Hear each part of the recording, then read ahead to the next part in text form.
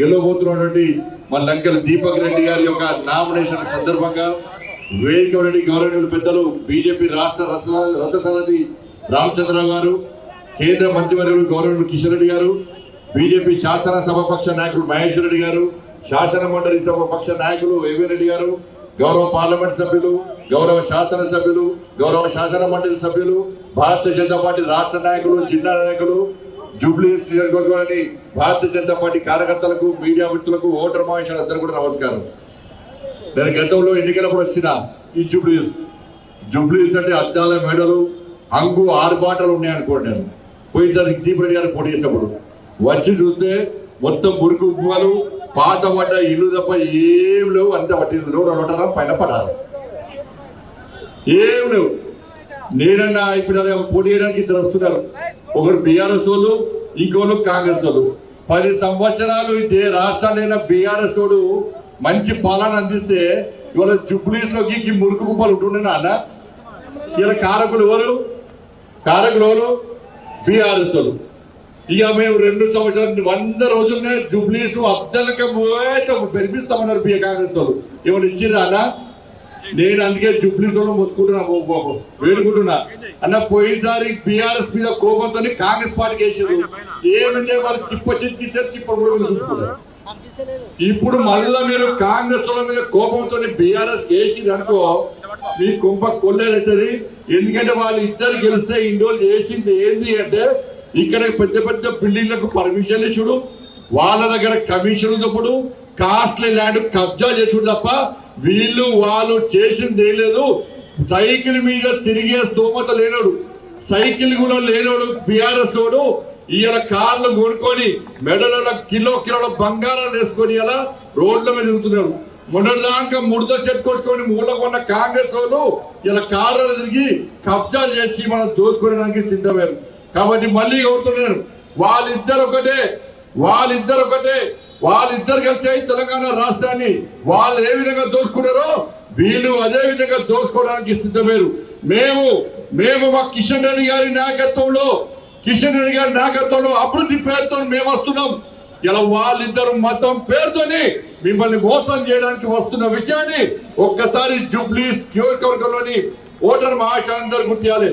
ఇలా వాళ్ళందరూ BRS party 10 సంవత్సరాలు 3000 ఇస్తానది ఆడోళ్లకు. ఎక్కడైనా 3000కు ఆడోళ్లకు పెన్షన్ ఇచ్చిందా ఒక్కసారి చెప్పండి. ఇలా కమ్యూనిటీ బోనాలు కట్టిస్తున్నారు, అవి లేవు. ఉద్యోగాలు ఇస్తున్నారు, అవి లేవు. మొత్తం రోడ్లు వేస్తున్నారు, అవి ఇలా బీఆర్ఎస్ పార్టీలు. ఇలా కాంగ్రెస్ పార్టీ వాళ్ళు 2500 రూపాయలు పెన్షన్ ఇస్తున్నారు, తులం బంగారం ఇస్తున్నారు, స్కూటీలు కొనిస్తున్నారు. వాళ్ళు అవ్వియలే.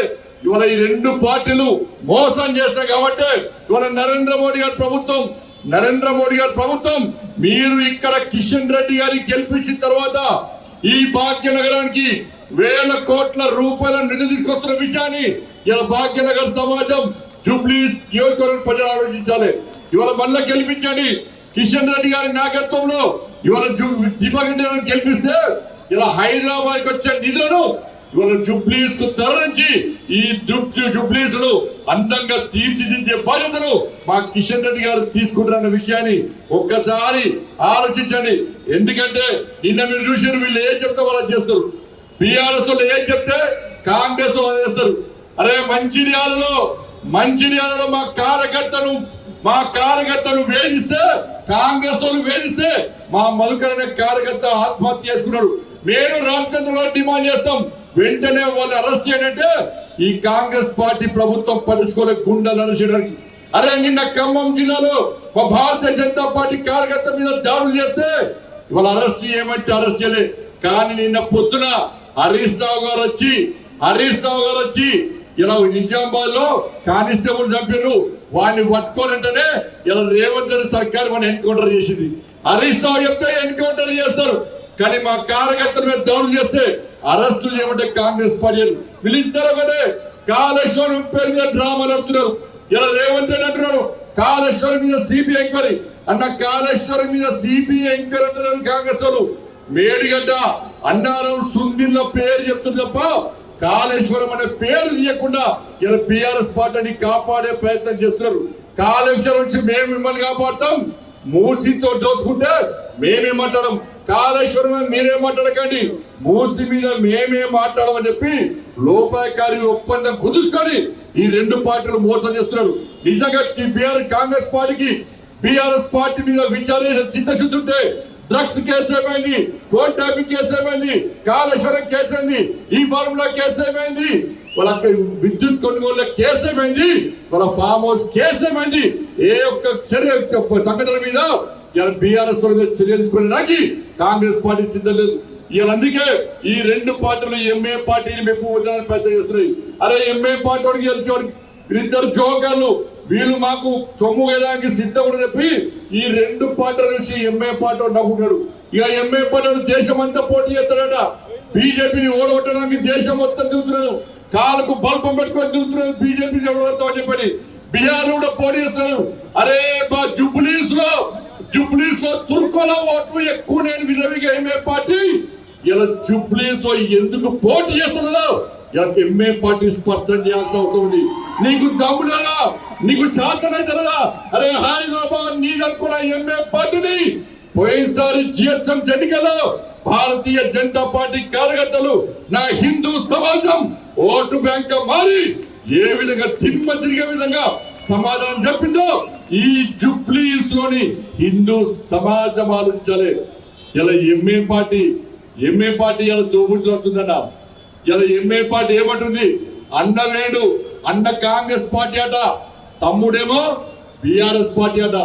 అన్న వేడు అన్న వైకి రేవంత్ రెడ్డి కలిసిడు, అన్న మా తమ్ముడిని కేసీఆర్ పిలిచిందట, 200 కోట్లు ఇస్తానన్న బీఆర్ఎస్ పార్టీ సపోర్ట్ చేస్తే మరి నువ్వేమి ఇస్తావన్నంటే నేను దోస్తావు కవడిస్తా అని చెప్పి అన్నవైకి రేవంత్ రెడ్డి సంకల్పం వచ్చిండు. ఇలా తమ్ముడు కేసీఆర్ దగ్గరికి పోయాడు. కేసీఆర్ సార్ అంకుల్ ఇంక అంకుల్ మా అన్నవై రేవంత్ రెడ్డి కలిసిండు, 200 కోట్లు ఇస్తాడ. వాడిచ్చింది నేను ఇస్తా అని చెప్పి ఈడ దోసవు కరోడ్ ఆడ దోసవు కరోడ్. ఈ ఎంఏ పార్టీని యూస్ కూడా చివరస్తాలో ఇలా వేలం వేసి ఎంఏ పార్టీ పతంగిని ఎగిరేస్తున్నారు.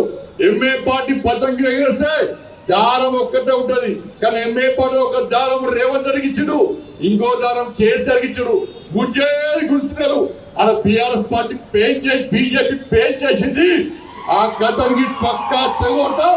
ఈ జూబ్లీస్ లో బీఆర్ఎస్ పార్టీ కాంగ్రెస్ పార్టీ సంఘటనతో చూడడానికి ఇలా భారతీయ జనతా పార్టీ కార్యకర్తలు సిద్ధంగా ఉండాలని చెప్పి అందుకే హైదరాబాద్ తీసుకొచ్చింది. ఇలా బీఆర్ఎస్ కూడా చేసాడు 10 సంవత్సరాల్లో. అలా సల్కాం చెరువులో ఎంఏ పార్టీ వాడు కాలేలు కట్టుకుంటే ఇలా కబ్జాలు చేసి కాలేలు కట్టుకుంటే వ్యాపారం చేస్తే వాటితో పార్ట్నర్షిప్ పెంచుకొని బీఆర్ఎస్ పార్టీ పొట్టు పైసలు చంపారు. ఇవాళ కాంగ్రెస్ పార్టీలు కూడా ఇలా పెద్దమ్మ గుడిని మర్చిపోకుండా బీజేపీని గెలిపేయండి. పెద్దమ్మ గుడి నిర్మాణం ఎట్లా జరగదో మేము చూస్తాం. అదే కాంగ్రెస్ పార్టీ గెలిపిస్తే ఆ పెద్దమ్మ గుడికి సంబంధించిన 11 ఎకరాలు ఎంఏ పార్టీకి రాసేయడానికి ముందస్తు అగ్రిమెంట్ జరిగిందన్న విషయాన్ని జూబ్లీస్ నియోజకవర్గం గుర్తుంచుకోవాలి.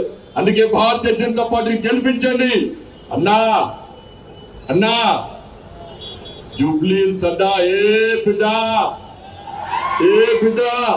ఇది కిషన్ రెడ్డి అడ్డా, అవునా కదా? ఈ ఎంఏ party BRS party Congress party పప్పులుడికై ఇక్కడ గెలిచేది మా లెంకల దీపక్ రెడ్డి గెలుస్తాడు. మా రామచంద్రరావు గారి నాయకత్వంలో భారతీయ జనతా పార్టీ కార్యకర్తలు కూడా కష్టపడి పనిచేస్తుందిగా మీ అందరికి విజ్ఞప్తి చేస్తూ ఆలస్యంగా వచ్చిన పోలీస్ స్మృతి దివసన అమరవీరుల త్యాగాలను గుర్తించుకోవాల్సిన అవసరం ఉండదు. పోలీసులు మన కోసం త్యాగం చేశారు. ఈ సమాజాన్ని కాపాడుకోసం, ప్రజలను కాపాడడానికి పోలీసులు త్యాగం చేశారు. కాబట్టి ఆ ఆత్మ బలిదానటువంటి ఆ పోలీసులు స్మరించుకోవడానికి మన ఢిల్లీలో కార్యక్రమం ఉంది. కాబట్టి అందుకే ఆలస్యంగా రావడం జరిగింది. పెద్ద మనసు అర్థం చేసుకొని క్షమించాల్సిందిగా మీ అందరికీ విజ్ఞప్తి చేస్తూ ముగిస్తున్నాను. భారత్ మాతాకి జై శ్రీరామ్. మన యొక్క జూబ్లీహిల్స్ అభ్యర్థి లంకల మహేశ్వర్ రెడ్డి గారు ఒక్క కొందరు మాట్లాడాల్సిందిగా కోరుతాను.